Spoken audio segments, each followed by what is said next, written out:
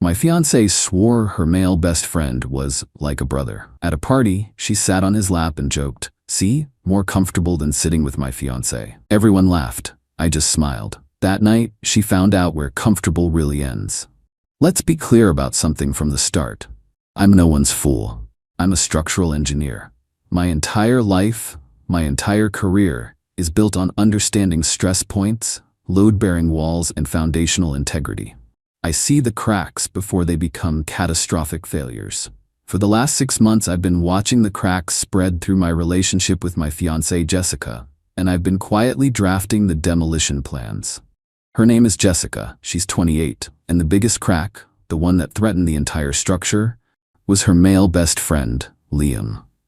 When we first got together 2 years ago, I accepted the story she sold me. "He's like a brother to me," she'd say, a phrase that should be taught in schools as the universal warning sign for "I'm keeping my options open."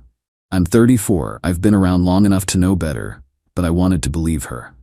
For the first year and a half, I gave her the benefit of the doubt. But about 6 months ago, after we got engaged, something shifted. The brotherly behavior escalated. It was the constant late-night texts that she'd shield from my view. It was him being her +1 to a work event because I had a deadline. It was his opinion on our wedding venue, holding more weight than mine. It was the way he'd casually drape his arm over the back of her chair at dinner, his fingers brushing her shoulder, a subtle act of ownership that he knew I could never call out without looking like a jealous, controlling maniac. So I didn't call it out. I observed, I documented. The engineer in me took over. I started quietly untangling my life from hers. Not emotionally at first, but financially and legally. I made sure the lease on our apartment, which was up for renewal, remained solely in my name. I opened a new personal bank account and started diverting the majority of my savings there, leaving just enough in our joint account to maintain the illusion of a shared future.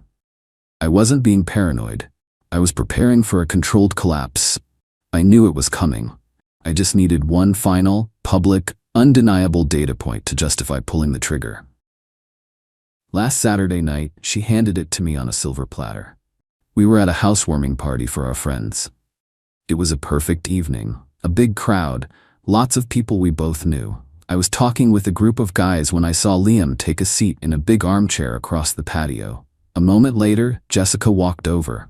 Instead of finding another seat, she turned and sat directly on his lap, settling back against his chest like it was her personal throne. He, in turn, wrapped his arms around her waist, his hands resting on her hips, with a familiarity that made my stomach turn. The chatter around me died down. I could feel the eyes of everyone at the party shifting towards me, watching for my reaction. Mark, the host and a good friend of mine, looked at me with an expression of pure horror. Jessica saw me watching. She had the audacity to smile, a wide, challenging smile, and call out so everyone could hear, "See, Daniel? More comfortable than sitting with my fiancé." A few people let out shocked, awkward laughs. Liam just smirked at me from under her, a smug look that said, "I won." And in that moment, there was no hurt, there was no rage, there was only a cold, quiet click in my head. The final data point had been acquired. The structural failure was confirmed. It was time to execute the plan. I smiled back at her, a completely empty, placid smile. I raised my drink in a little salute. "Whatever makes you comfortable," I said, my voice perfectly level. Then I turned back to my conversation, as if I hadn't just witnessed the public execution of my engagement. Inside, the demolition sequence had already begun. For the rest of the night, I was a ghost. I made small talk, I laughed at jokes, I refilled my drink.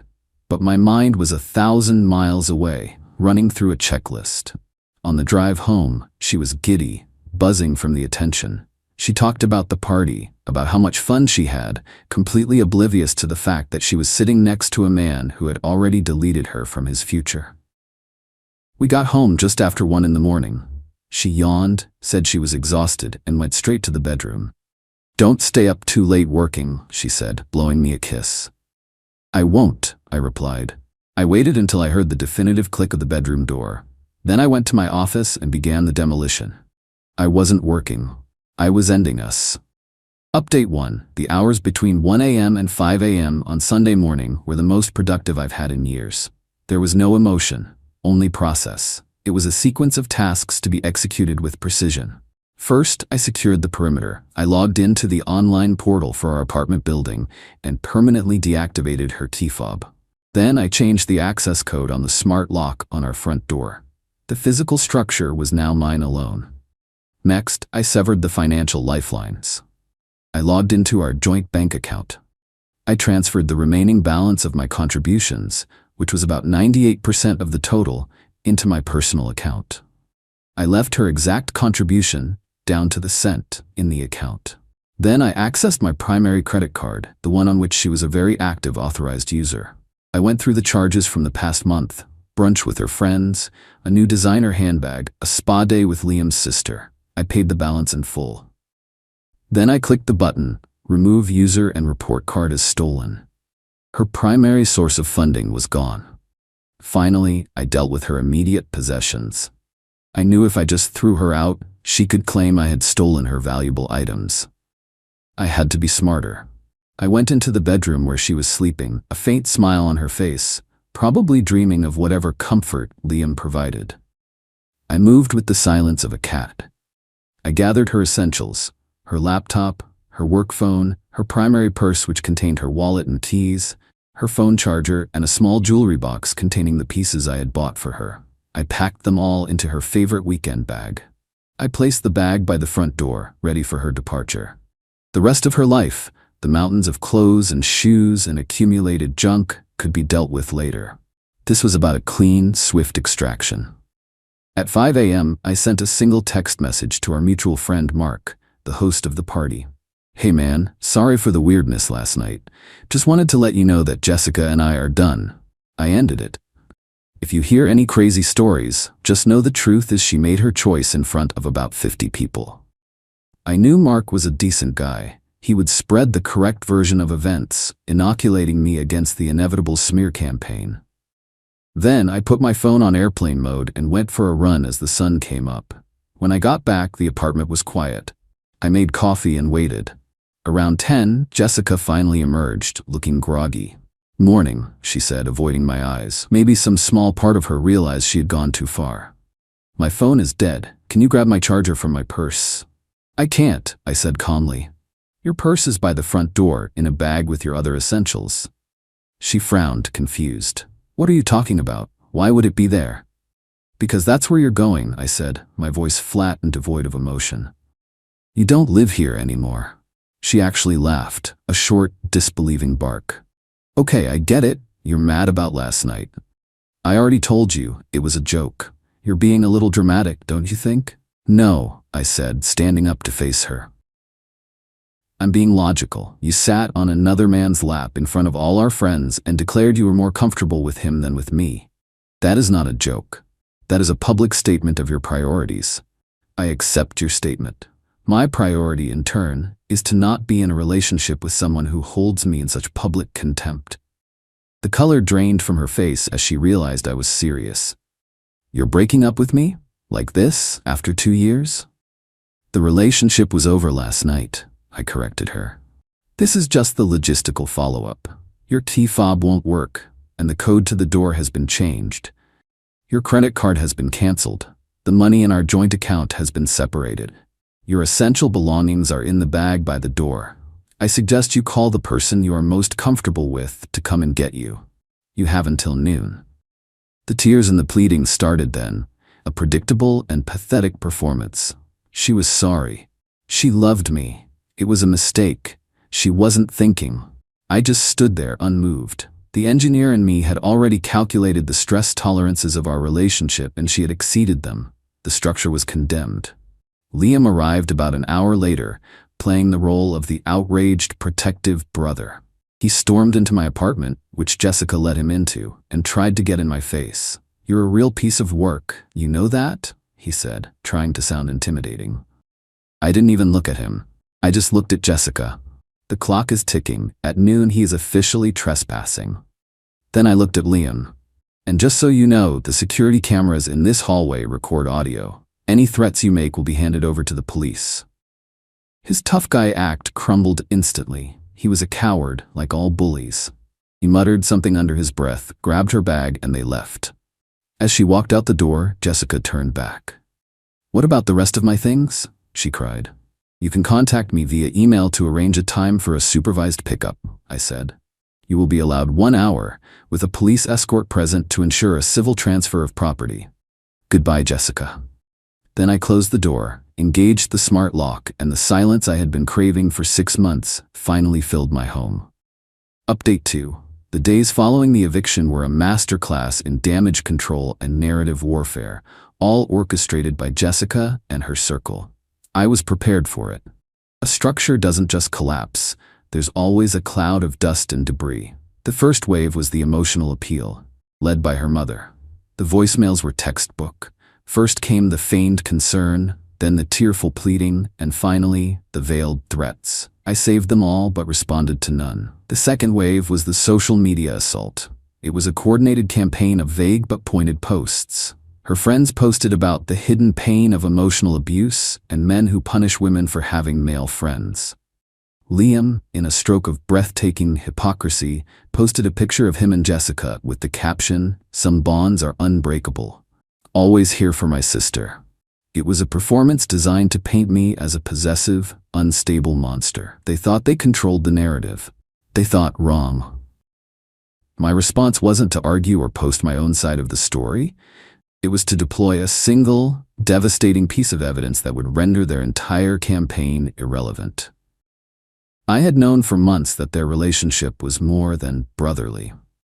The proof was sitting on a backup of Jessica's phone that I had on my home server. She was always paranoid about losing her data, so she'd asked me to create a full backup a few months ago. At the time, I did it as a favor. Now it was my arsenal. I spent an evening going through the data. It was worse than I could have imagined. Text messages between her and Liam, filled with inside jokes at my expense.